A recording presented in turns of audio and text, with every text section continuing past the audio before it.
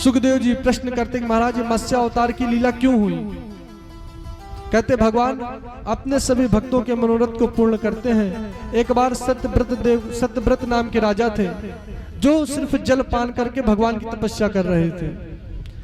ब्रह्मा जी को नींद आई है। उनके मुख से चारों वेद जब निकलने लगा, हयग्रीव नाम का दैत्य जो था वो वेदों को लेकर के भागने लगा। और सत्यव्रत जी जाकर के नदी में स्नान करके सूर्य अर्घ्य दे रहे थे। उसी समय उनके कमंडलू में एक मछली आ गई। मछली को जैसे पुनः उस समुद्र में प्रविष्ट करने वाले थे तो मछली ने कहा महाराज अगर आप मुझे इस सरोवर में छोड़ देंगे तो इसमें बड़े बड़े जीव हैं जो मुझे खा जाएंगे। कहता कि आप मुझे कोई और स्थान दें। अपने साथ लेकर के आते हैं, अपने कमंडलू में रखते। जैसे अगले दिन प्रातःकालीन होता तो देखते उस कमंडलू से बड़ी मछली हो गई। मछली निवेदन करती कि महाराज मुझे कोई और स्थान दे, ये तो मेरे रहने के लिए छोटी पड़ रही है। ले जाते घड़े में रखते, कुछ ही देर में घड़े के बराबर हो जाते।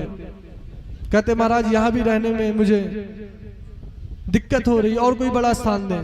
समुद्र में ले जाकर के छोड़ते, समुद्र के बराबर वो मछली हो जाती। तो हाथ जोड़ करके सत्यव्रत नाम के जो राजा थे कहते महाराज आप कौन हैं?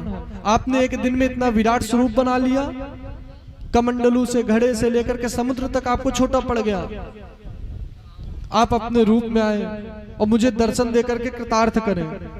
तब भगवान वहां मत्स्य के रूप में प्रकट होते हैं। कहते आज से 7वें दिन जब पृथ्वी प्रलय होने वाली रहेगी तुम समुद्र में, नदी में, नाव में उपस्थित हो जाना।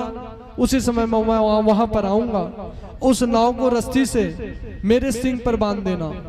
तुम्हारे जो प्रश्न होंगे मैं तुम्हारे प्रश्नों का उत्तर दूंगा।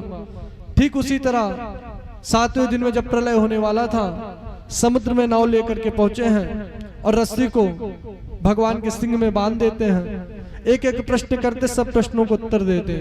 बोल भक्तवत्सल भगवान की जय।